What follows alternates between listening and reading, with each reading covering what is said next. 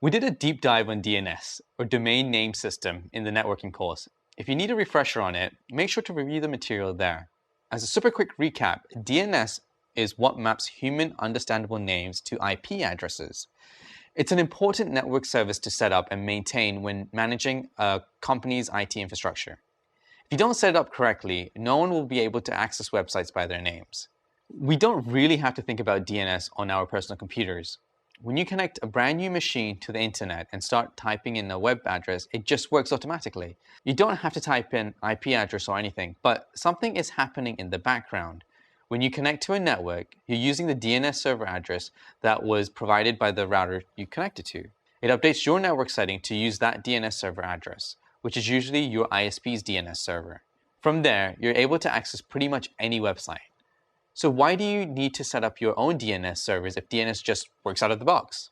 Well, there's two reasons. First, if you're running a web service like a website, you want to be able to tell the internet what IP address to reach your website at.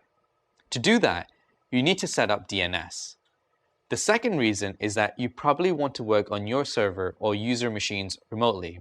In theory, you could remote access into them through an IP address, but you could also just use an easy-to-remember hostname. To do that, you need DNS to map the IP address to the hostname.